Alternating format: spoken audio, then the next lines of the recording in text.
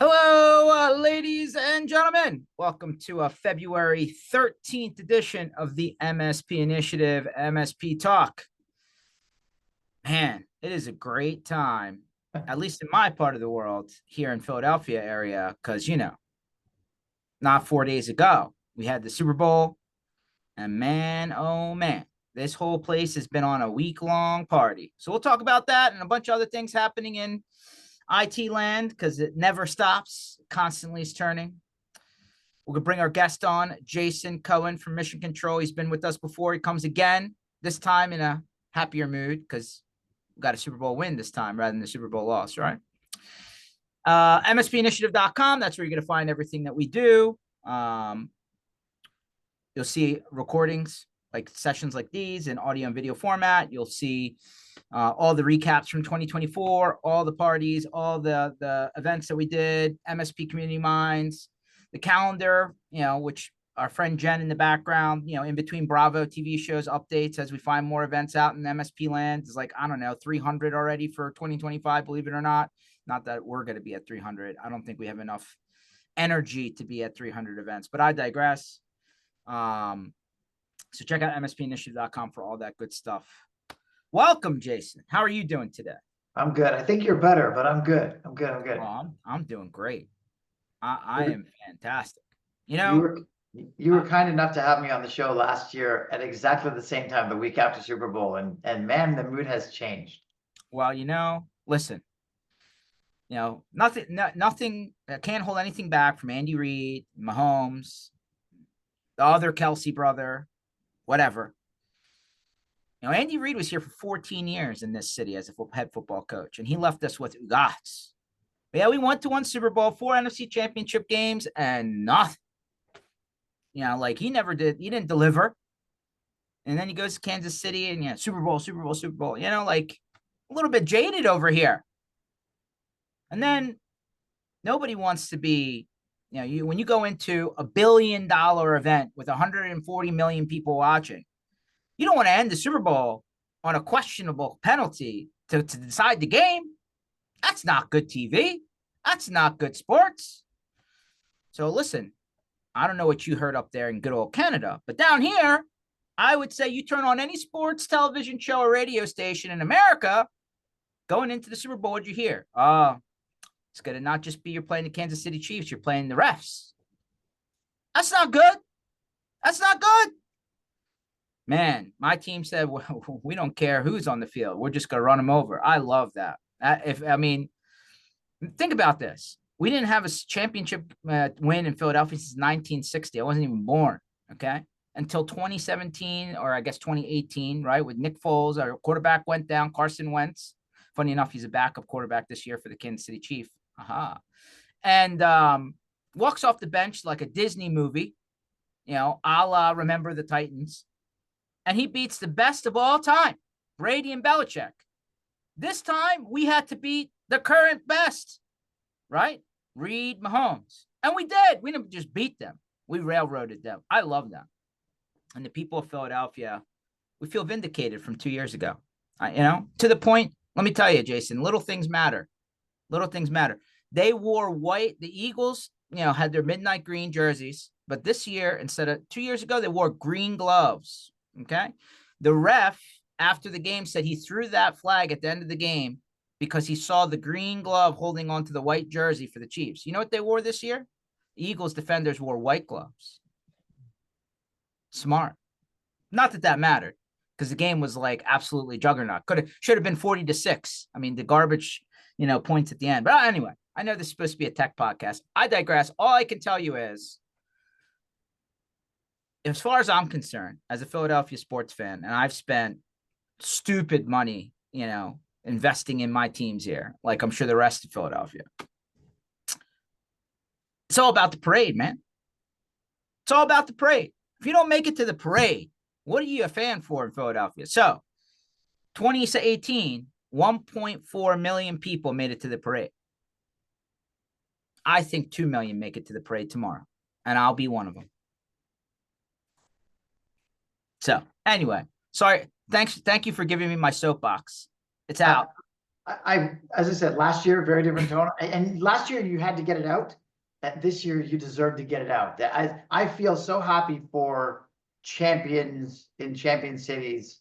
You know, you're all decked out, the sweater, the hat, you're ready to be celebrating. And I'm excited for that for you. So Awesome. no worries. Yeah. Enjoy, America and the world, enjoy this one. It's for all of you. You can all join in. But if you make it to Philadelphia and you're going to the parade, hit me up. We'll have a good time. All right, Jason. Let's start off with some hard-hitting questions.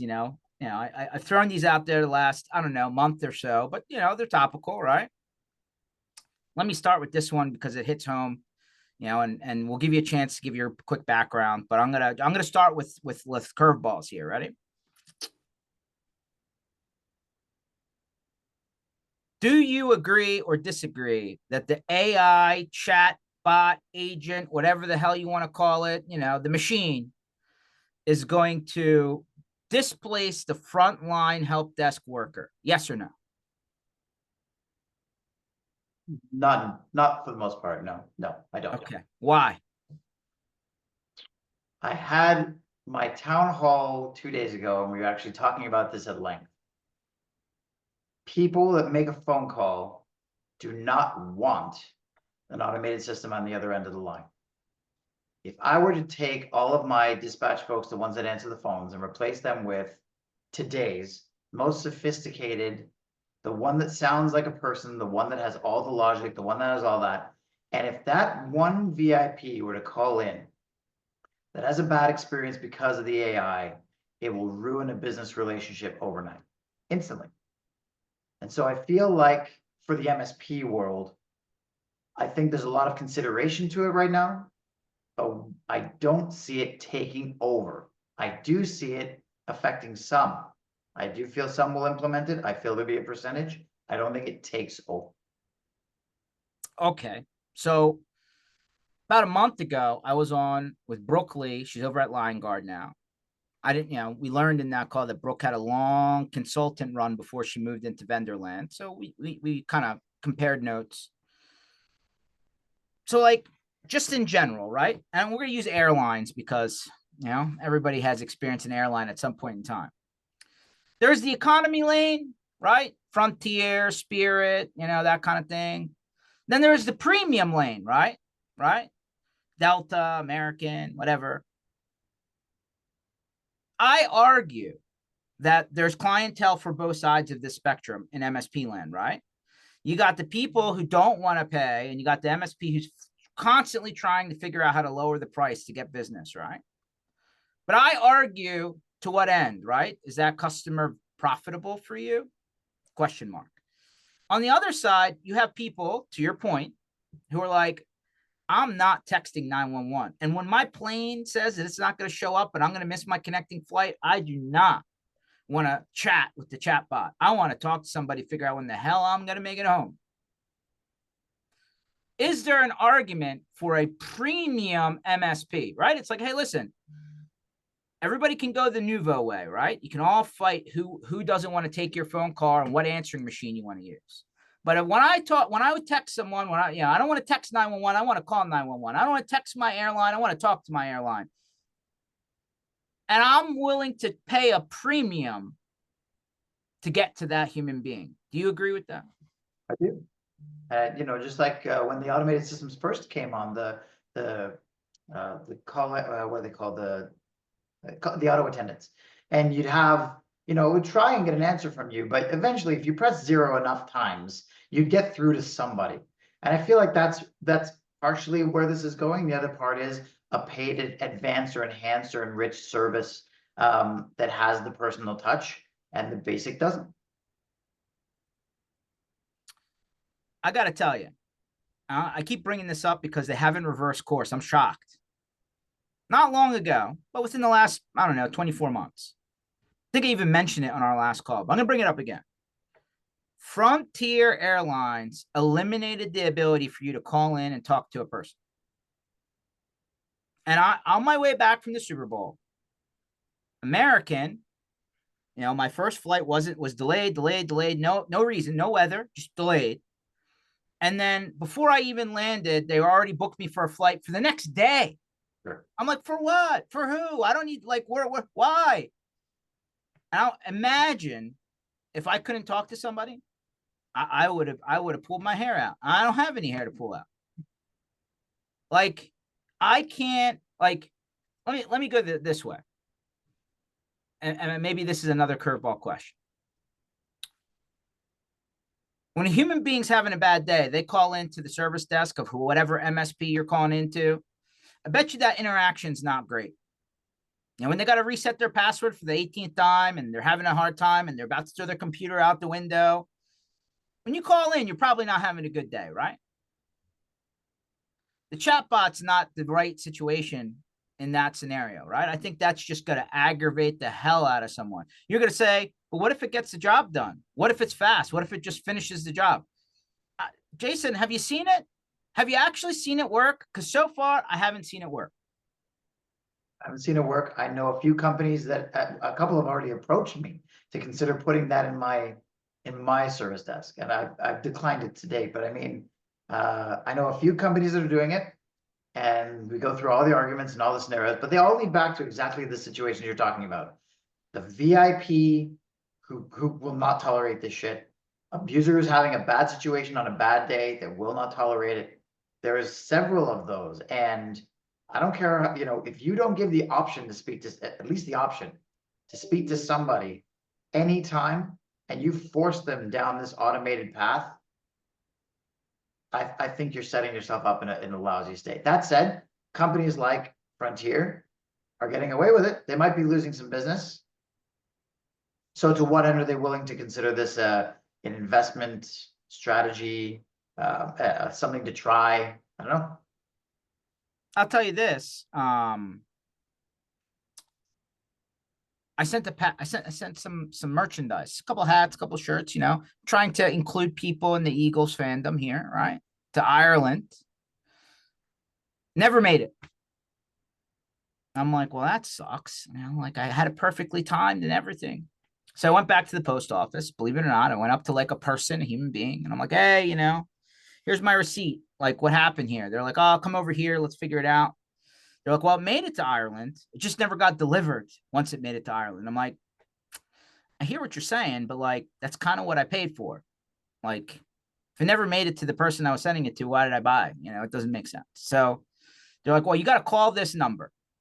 It's, like they'll open up an inquiry to figure out what happened to your package. I said, okay. So I called into this USPS number, US Postal Service. And instead of like, because my tracking number had letters in it, right? And obviously, like, then you got to play the keypad problem when you're calling into the auto attendant. What's your tracking number? Well, like, do I press the button 3 times? Like, whatever. So you know what they did? They're like, hey, are you calling from a cell phone? Press 1 or press 2. I was like, okay, yes, I'm calling from a cell phone.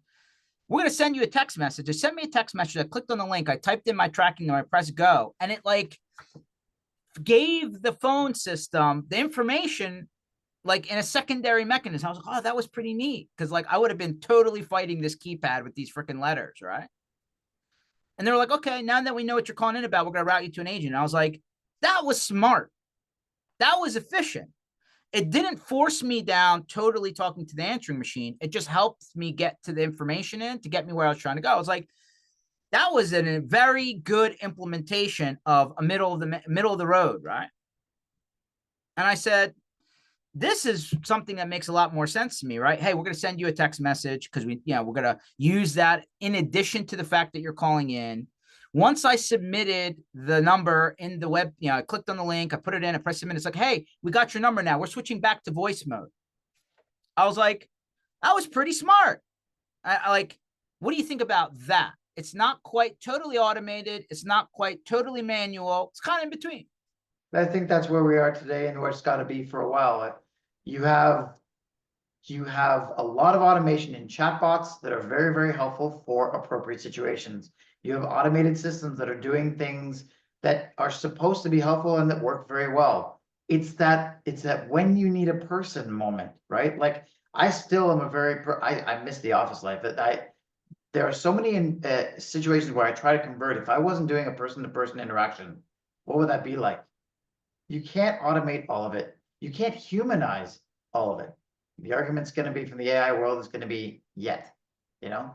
I'm one of those guys that actually fears how far AI will go. But at the same time, we're starting to use it in our triaging processes, just not client facing. So, and I fought it for a long time. Again, it's maybe due to fear, but you come to terms with it can be good. It can do good things, but not for everyone and not for every scenario. So I'm very in for the hybrid. Okay, that I love what you just said there. Let's flip that then. Explain to the people how you have successfully done this not client facing implementation. Like, what does it help with? What does it do? How does it enhance the story a little bit? Yeah. So I mean, just think of a ticket triage process, and this would work for any MSP. It certainly does work for us. When a ticket comes in, it's going to come in with certain defaults.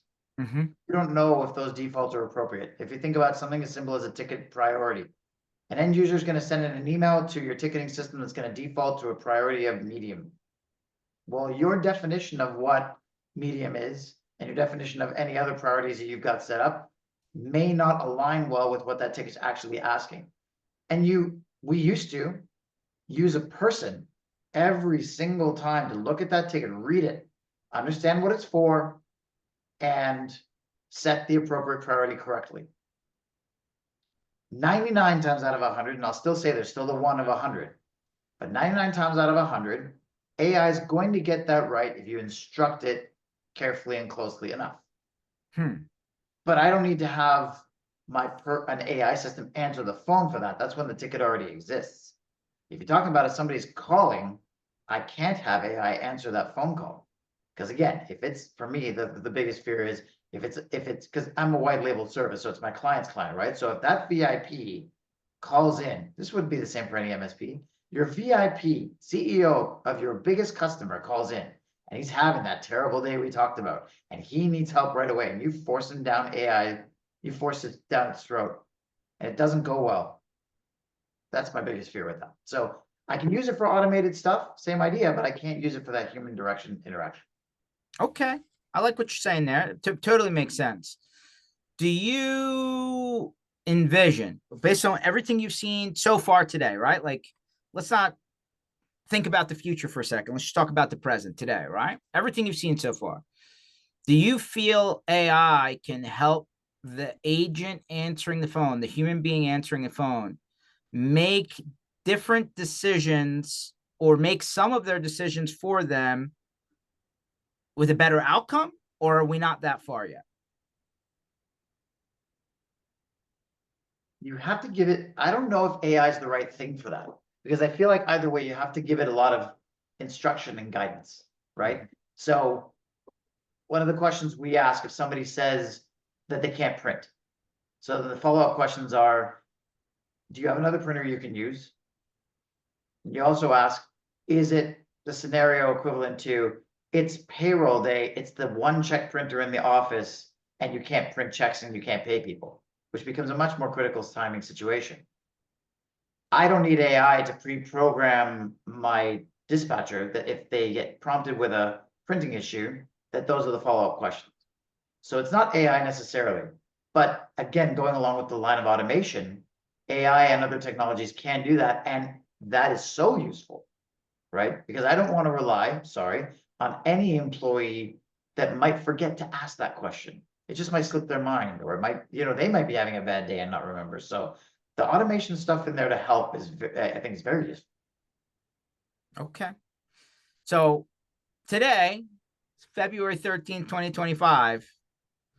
And maybe we would book you right now for next year, same time, 2026. But today, 2025, the answering machine, with the AI wrapper around it, because by the way, that's how I view it, right? I don't care if it's a tape cassette player. I don't care if it's an IVR or, system. I don't care if it's the AI bot. It's still an answering machine. That's how I see it. You say whatever you want. Still not the right mechanism if you're delivering help desk services in real time And you got to triage, right? Like if it's somebody that's expecting help now, not the answer. They got to speak to somebody right away. It's got to be real. It's got to be quick. It should be, in my opinion, at least that's you said February 13, 2025. My opinion today is it's got to be a person, because you've got to, that initial touch is not a technical touch. It's a customer service touch. And anyone who's listening to this that is an MSP or in the IT service business or in the service business should know that that first touch is a customer service touch. It is to make the end user or whoever's calling in understand you've got them. You'll take care of them. You know how to solve, or at least to get them the answer that they need, and you're going to do it efficiently and effectively. They will be calmer and happier. Even if their situation that they're in is bad, they should end that call in a better spot, right? I don't see AI today doing that as effectively as a person who's good at their job in that role. People vary, but I hear you. I hear what you're saying. Not everybody's the same. Person who's good in that role. Yeah. Okay, that's fair. That's fair. I by the way, I agree with you. I know, I'm sure we could probably put the AI coding people on the line, and they may give us the the other argument. But right now, me and you, we're definitely on the same page. All right, let me go to the other part of this. So before AI bot creation, there was the concept of outsourcing. It's not a new concept. Dells and HPs of the world did it real early, like early mid 2000s, right? As somebody who had to call those Dell and HP lines, trying to get warranty support, it did not go well, man. It did really just train wreck. There, I think over time people realized that didn't work out well, and they kind of flipped the story, and they're like, hey, we're instead of outsourcing out of the country over water, we're gonna keep it in the borders, right? How do you keep the good person in the chair, like functional enough at their job where they can fix more things than escalate more things? Like, there's a lot of moving parts to technology, right? Not every MSP is using the same technology components in their business, right? So if 100% of the service desk calls that MSPs send to you, rather than are handling themselves by their own employees, I don't know what, maybe maybe I'll ask you that question. What percentage of ones do you solve versus escalate? And then I guess the second question is, how do you empower the people on your side to move that number higher rather than lower? There's a lot in there, man. So if I say out of 100%, I'm going to get a certain percentage of tickets that shouldn't have been given to us in the first place. I'm going to eliminate those, because those are things like, if an MSP sends in a ticket for a cabling job and an automation brought that to us, that's obviously not something I can control, but we got that anyway. Sure. When we look at scope, or I think of even the escalation idea. So the escalations for us, we are stuck. We need help. We cannot continue. That is for us a two-way street with the MSP, which is very unique to us, I find. That was something we wanted to change, and I don't want to get into the salesy part of it, but our mechanisms are such so that we can ask questions and get the information back and continue working. So our escalations are not just always a, here you go, it's your problem. It's most of the time a mechanism of communication to continue working on what we started. Okay. That said, we are tracking everything, and it's all done through automations and integrations, of course. So we want to track tickets that we send back to the MSP or questions that we ask, but specifically what they were for. So if it's out of scope because it's a cabling job, it's very different than we couldn't get into their RMM because our account got locked or we need a password reset, or we cannot find the documentation in a documentation portal where simply if someone documents it, them or us, next time we don't have that problem, or it requires an onsite, or so there's a whole bunch of stuff in there. There's also the mechanism of, if they send us a ticket and they realize they should work it they can take it back at any time. There's also we can give it to them, they can do stuff and then give it back to us. And we're tracking all that motion. So when we do reviews with our partners, we're not counting how many escalations. I feel like that would be valueless. We're counting the different types of escalations and focusing on the ones that can be avoided next time, because those are the numbers we want to see go down. If automations are sending us tickets and we shouldn't have those anyway, we're going to focus on those in a different way, kind of asking them to tune their automation in the tickets they send to us. But we're paying attention to all of it. I don't know if that answered some of the questions. No, that there's a lot of answers in there. All right, so what would you call in scope versus out of scope at a high level? I don't want to need to get 3 levels down, but big picture, the cabling job is a great example. What else would be considered, hey, this really wasn't supposed to be sent to us, we're sending it back to you? Procurement, we want to get a new computer for Sally. Okay. No point in that. We would like a quote for an Exchange migration to Office 365 project. But we can do it, by the way, but Lord knows that's got to go through the MSP first to see if they want to engage us for that. It really is, these tends to be requests, end user point of contact to MSP, and then some sort of flow is bringing that over to us. We always have phone flow and ticket flow, but the MSP controls both. So phone flow, if they're going to forward the call to us, they control the forwarding. MSP user or end customer user always calls the MSP, so that they're sticky to them, not sticky to mission control. They don't even know what mission control is, because we're a white label service on their behalf. And if they forward the call, we'll answer. If they don't forward the call, they keep the call on their side. Ticket flow can be anything from RMM alerts, other integrations, emails from end users, manually created tickets, you name it. They're all just tickets on the MSP's PSA. And so automation bringing that over can sometimes not be tuned in the best way. And then we get things that we shouldn't get in the first place. Okay. Let me do another question here. Of the new MSPs that you onboarded in 2024, right? Let's just take a look at those 12 months. What's the breakout of PSA that they use? Well, so we've got 6 that we're working with today, so they got to be one of the 6. Otherwise, we wouldn't be able to do it. We're always constantly adding, but we have. You want to know like which ones? Yeah, just what the percentage. It's 10% this, 50% this. Just guess. Boy, you're gonna get me in trouble with them. Listen, I mean, like we're just looking at a macro here. Yeah, we're probably at about 30% Autotask, 30% ConnectWise, and then I'll give the other 40% a spread between Halo, Synchro, Kaseya, and now Ninja. Okay. And then just starting to make the climb because they've got their ticketing piece. All right. So those are the 6: ConnectWise, Autotask, Halo, Synchro, Ninja. Autotask, ConnectWise, Kaseya, Synchro, Halo, Ninja. Yes. Got it. So the big 2 that make up more 60%, Autotask, ConnectWise. Yes, I believe so. Got it.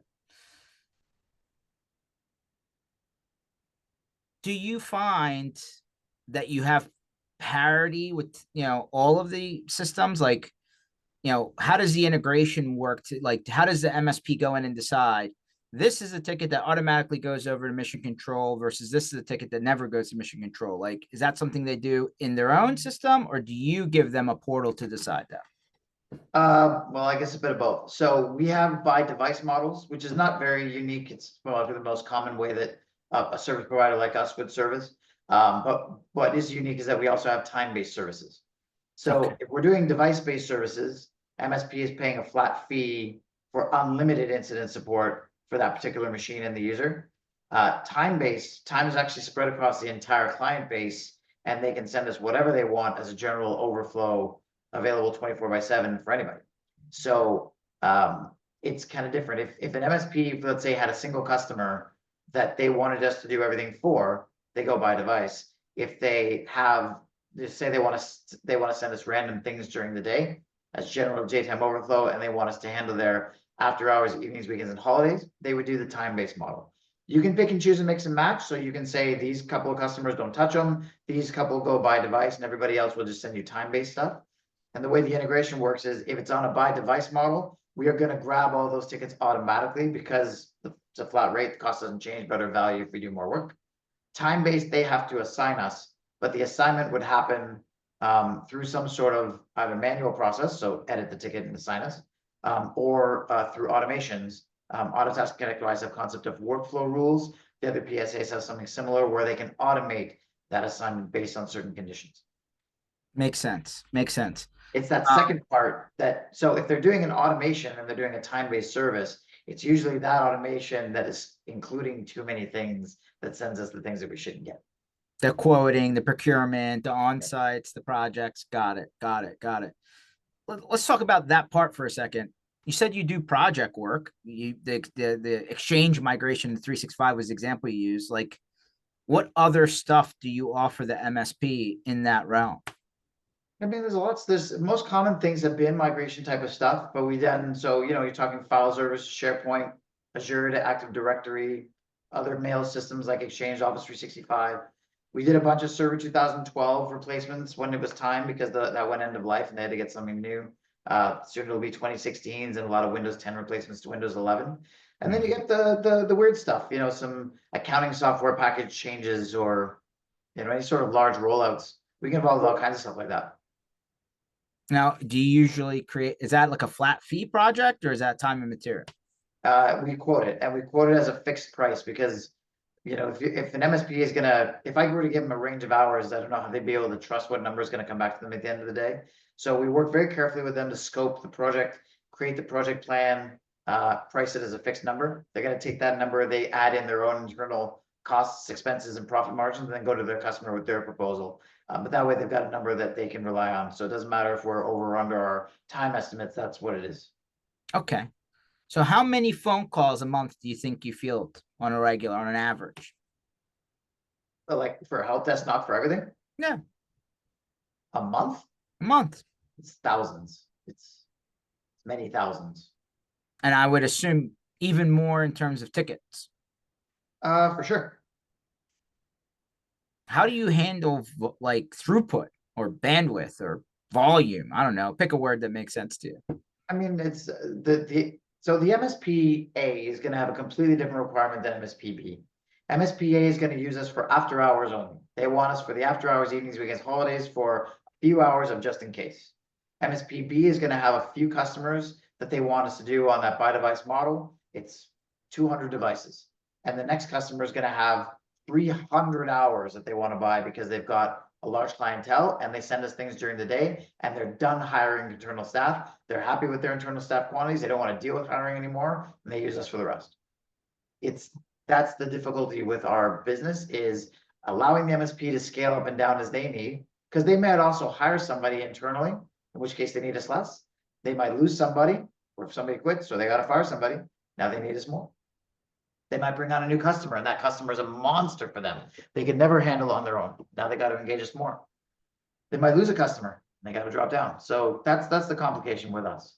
We do a podding system. We're pretty effective at it. But knowing, again, even still, because we're not just tier one, we have all the skill levels, juniors, intermediates, and seniors. And we staff all those around the clock.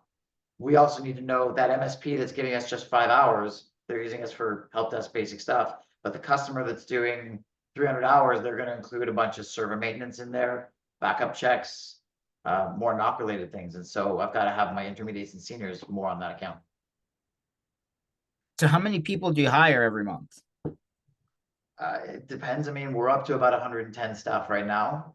That's where we'll be for a little while, unless we get a bunch of massive customers. But okay, we have the staff to buffer, I suppose, is the challenge with it. Right. That's kind of where I'm going to. Right. It's like, well, how do you forecast properly to make sure that you're not caught inverted? Right. More volume than you have people to process. Yeah, we do. For example, like we won't allow an MSP to go from 10 hours to 300 hours overnight. That is a gradual growth plan with them. If an MSP is coming in, they're larger at the beginning, we're going to space out their onboardings to make it more palatable for us, but it's also a good thing. Running before you walk's no good. So I like the slow approach, slow grow together. Makes sense. Totally makes sense. So all your people are in North America? Not all. We do have some European folks out there.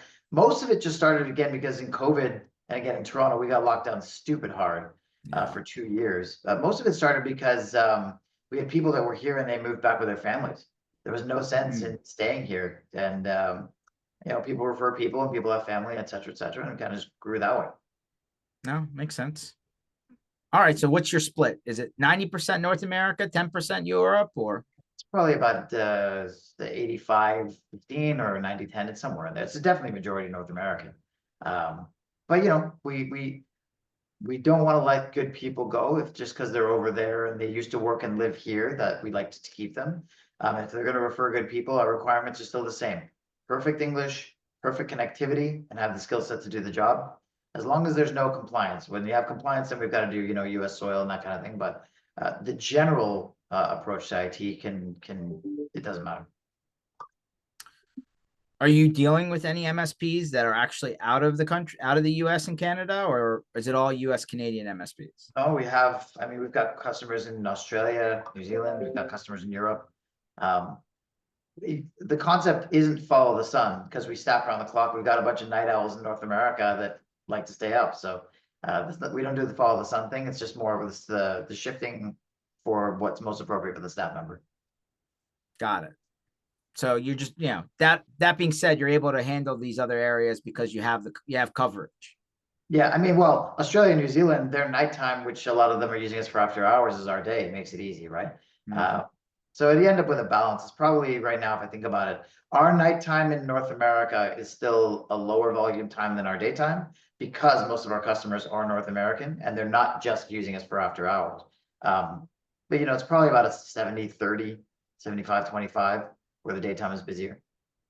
Got it.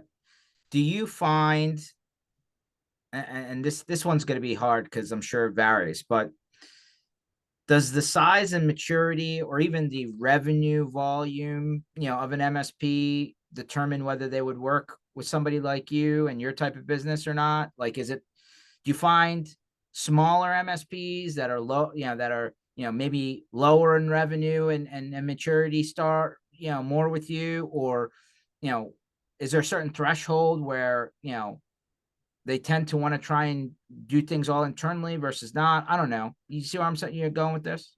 It's an amazing question. So we don't have if an MSP has existing clientele they need help with, as long as they would meet a tiny minimum, then they'd be fine with us.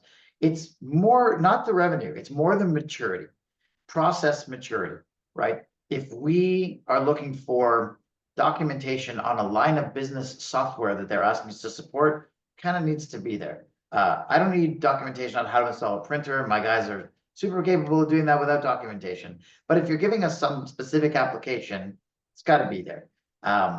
Process in terms of being able to hand things back and forth. If everyone is used to calling the MSP owner, single business operator's cell phone, that process has to change to calling a system that can direct the traffic to them or to us if you want us to answer calls.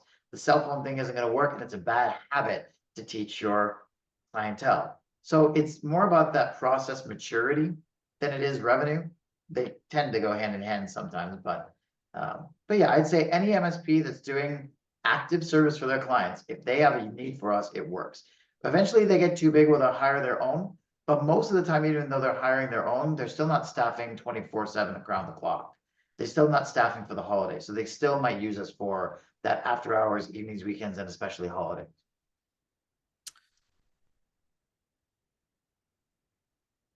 Do you find that there's a shift going from the cloud back to edge or prem-based technologies? More and more and more and more MSPs are cutting out the on-site infrastructure. Okay. So it's still shifting it's still going that direction. Yes. Okay. Any other trends through all, like you do thousands of calls, thousands of tickets.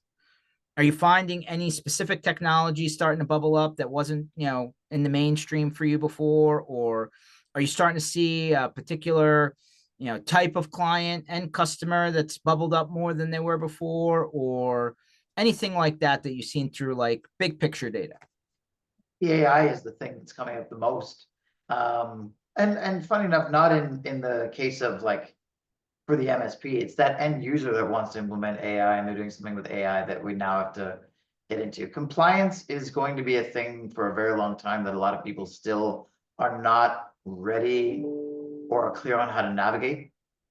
And I feel for the MSPs in those cases because they're really the ones that have to navigate it. And if they use us, that we're acting as an extension and we can only do so much, but I feel for that piece. You know, I had an MSP contact me. He's like, well, we bought the server 2025, like 2025. So the new version of Windows Server is the one you can buy, Right. and It's now like it's no this, longer like that, 22. like And it's not even on the shelf yet. No. so you have to buy the latest version of server that people are gonna have to know, and the latest version of this, that, and the other that people are gonna have to know. Those are all still the same, at their core, I suppose, with lots of new features, but it's still cybersecurity stuff. That's the biggest hurdle for us today, is all the different cybersecurity tools that, although they do a great job of protecting, they're also very intrusive to the end customer. And they need help to either unlock something or unblock something or block something or whatever. Just because it's trying to do its job. And we get a lot of those calls, but there's so many of them. You know as well as I do, you walk these trade show floors. Still 70% of the booths are cybersecurity product or tool.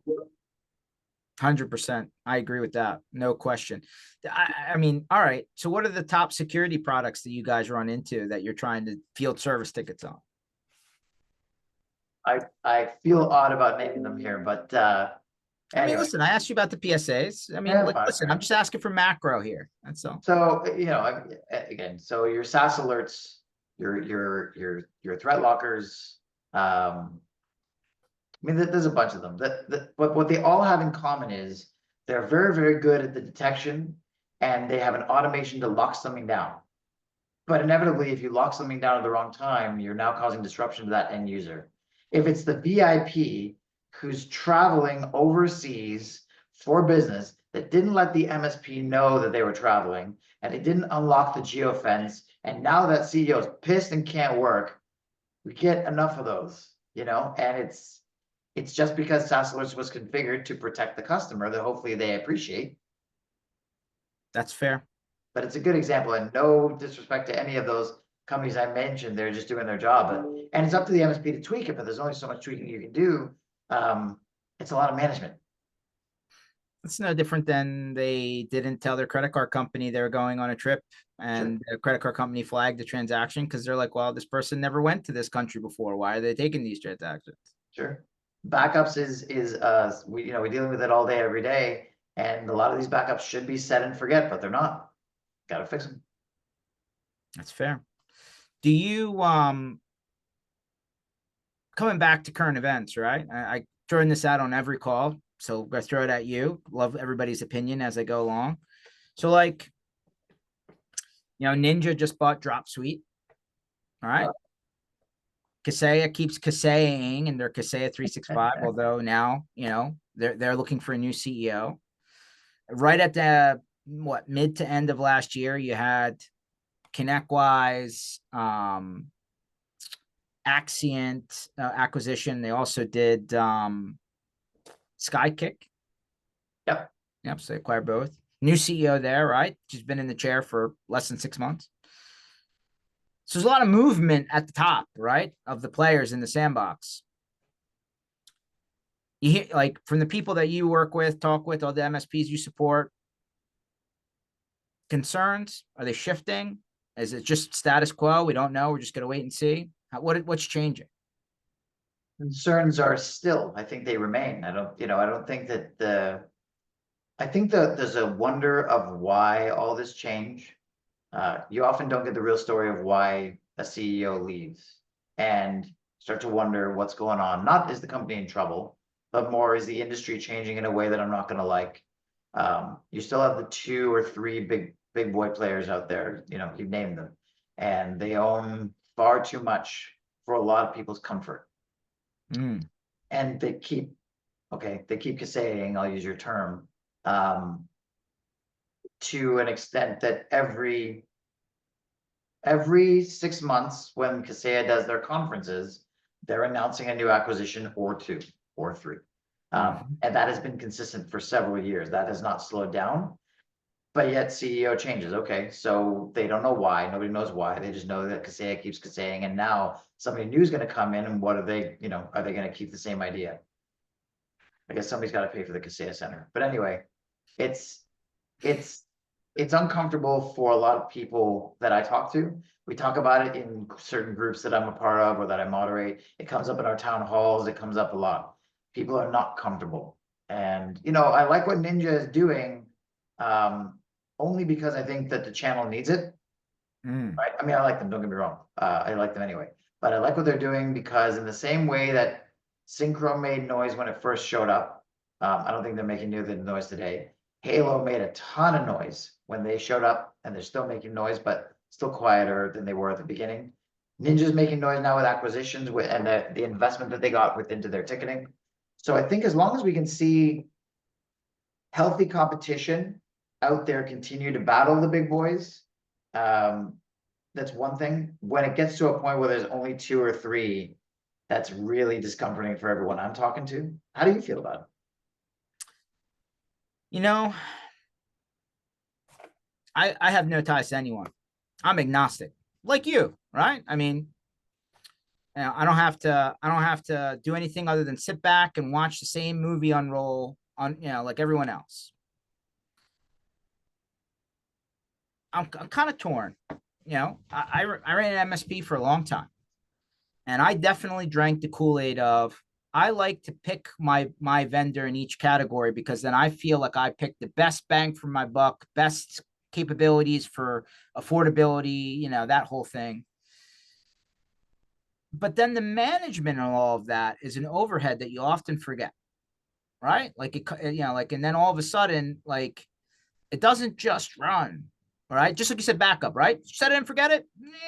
Not quite. It does need work, right? Like, so the marketing versus the reality, I'm not sure it ever totally aligned, but I digress.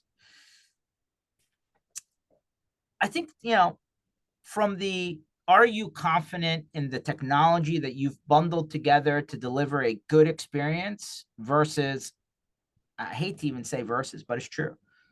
Are you profitable? As an MSP, are you profitable? I know a lot of MSPs think they're profitable until they look at the balance sheet and the tax return at the end, and then they're like, what happened? And you're just like, you need to charge more, or you didn't realize the amount of time it took to keep all of these light switches on, right? And like all of a sudden it caught you by surprise. But there then comes the concern where, and it happens to all of us, and I can only imagine what your service desk is on a bad day, right? What's a bad day? Let me guess. CrowdStrike was probably a bad day for you, or Yeah. Azure, Amazon, Google, when half the country goes down, it's probably a bad day for you.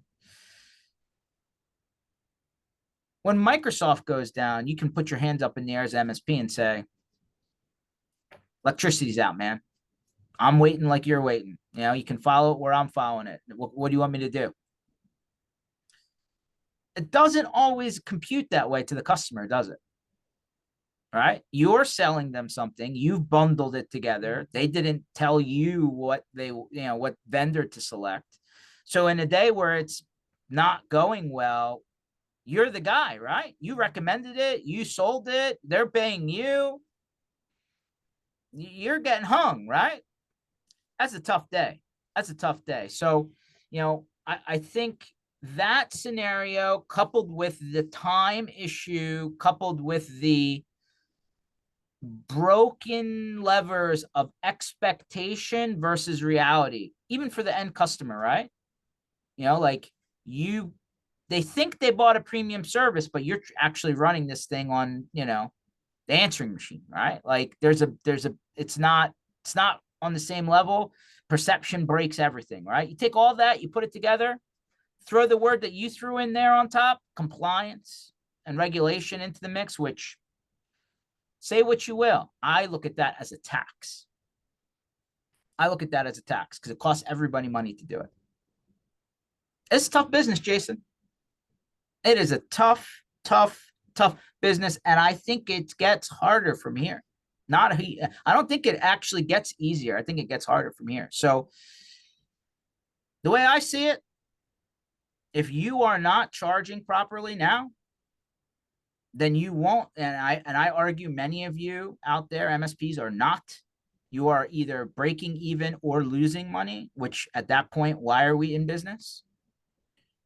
Every 6, 8, 12 months, when things get more expensive and more rules come into place and more work needs to get done, now you're even under more than you were before. It's like almost the stock market, in my opinion. You need to hedge your bets, watch the ticker, and make sure that you're reacting properly, or else you're going to lose. And I would say,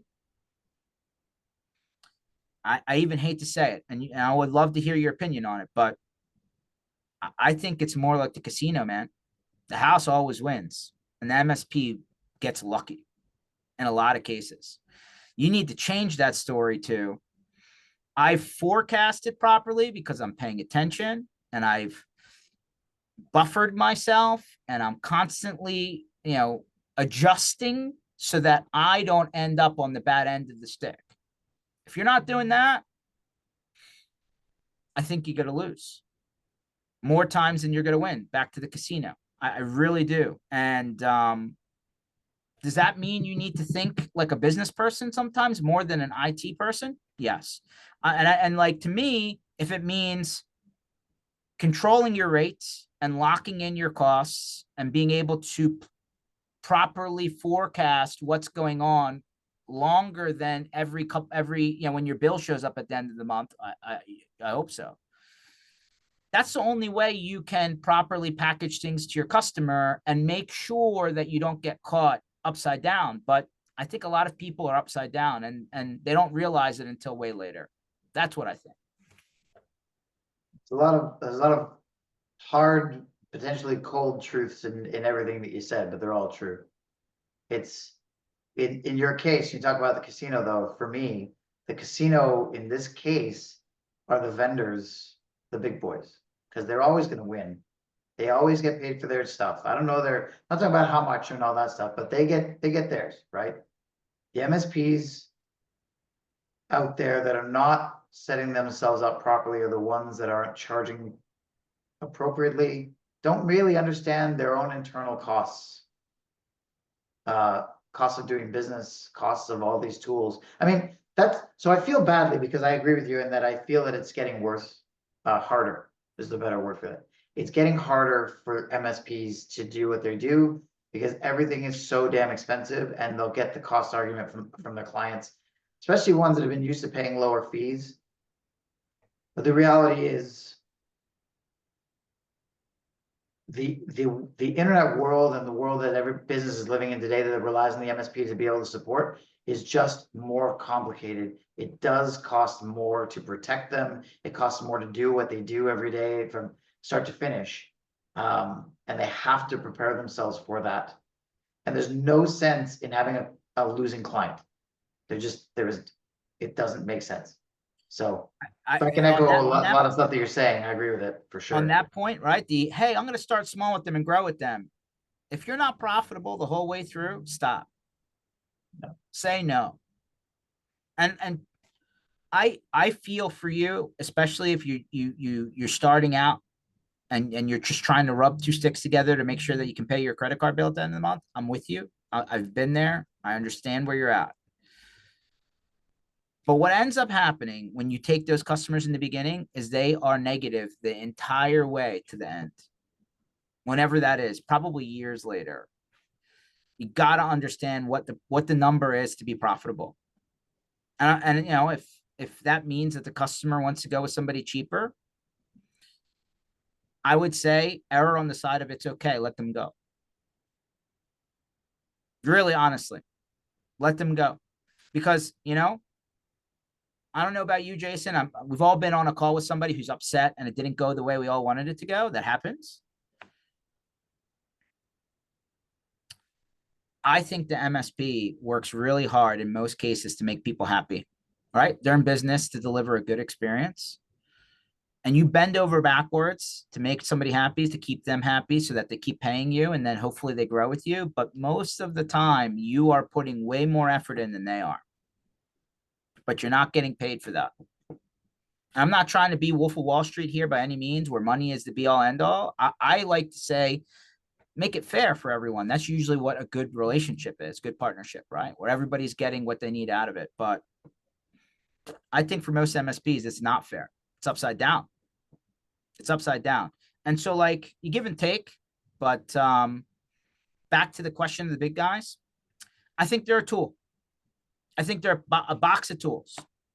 And I think that you need to understand what you're working with, and you need to understand what it costs, and you need to make sure that their terms align with your terms. And if you can do that, those tools can work for you. But if it's not aligned, it's back to the casino, man. It's back to the casino. And you know what? That's not a good place to be in.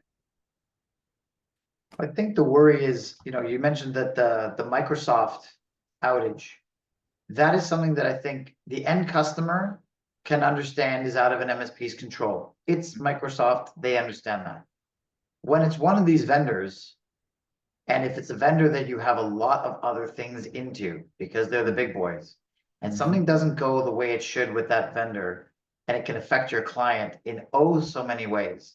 That is where the fear that at least the ones that are coming up in my conversations, that's where the fear is coming from. That, I don't know, monopoly is the wrong word, but that kind of thing where you are so dependent, not just on one tool, but now on so many tools that you're using in your business, that can really just set you the wrong way. Anyway. No, that's fair. There's a little bit of truth. And that's, that's why I always try and get everybody's opinion, right? From a big picture, right? Like, what is everybody, like, if I collect everybody's thoughts and I put them together, where do they all kind of chart out on the map here? But I just want, if you take anything away from this call, other than Jason is a guy that seems to have been around for a while, talks to a lot of people, and has a general gist of what's going out there in MSP land. Might be a smart guy for you to talk to, so I'll let him tell you how to get a hold of him in a second. But there are a lot of cool options out there. And like, I don't think any IT services or managed services company should be running their entire business thinking that they can do everything. You surely cannot. I promise you that. You don't have the time or the money in most cases. You got to need help. There's a lot of help out there to get. Please work backwards from your math. And if you do that, I promise you will be in a much better position than trying to wait to figure out whether you're profitable at the end of the year when the tax guy comes and you got to do a tax return. If you do it that way, I think you're going to be very upset. I really do. So plan for the win. Prepare for it, plan for it, execute on it. I hate to use this cliche on the way out the door. Like, don't let your business run you. You need to run your business.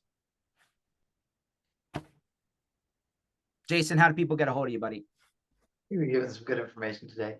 Mission Control, NOC, and Helpdesk. If you are looking for help on the technical side of things and servicing your customers, anything from front-end user-facing support, we can take the call, we can make the ticket, we can do the actual technical support work, junior level, intermediate, and senior. We can do the server support, NOC for servers and network appliances. We can do project work. We can do all of it. It's technical services as a white label service available 24/7, exclusively offered to MSPs to help you as a white label extension in servicing your clients. MissionControlNoc.com. You can email me, Jason C. at MissionControlNoc.com. It is not AI that responds. It's me. But I do support the AI initiative for certain triage, as we talked about earlier. But yeah. Mission Control, if you have any need, please hit me up. Happy to chat with you about strategy. That's what I'm really good at, and that's what we do well. Awesome. Guys, this session was totally recorded. You can probably go back and look at the other sessions, and you can track our notes here and figure out what we got right, what we got wrong, but I digress. You'll find all of those at mspinitiative.com under sessions. Keep coming back. We do these for you. I want to keep on bringing the voices in the sandbox so that you can hear what's up. Because if we don't see you in person, guys, this is just another way for you to learn what's actually going on so that you can run your businesses better. I digress. Jason, hopefully I'll run into you and talk to you before February 13th, 2026. Hopefully the Eagles win another Super Bowl next year too, because I'll be just as happy as I am now, maybe more. We'll see. I like having George. Yeah, there you go. For everybody else, I'll be at a Super Bowl parade tomorrow, so you know where I'll be. Please don't have an emergency, but if you need to, I'll be outside in the cold like everybody else in Philadelphia. Thanks a lot, Jason. Thanks a lot, everyone else. Catch you on the flip side. Thank you, George. Be well, everybody. See ya.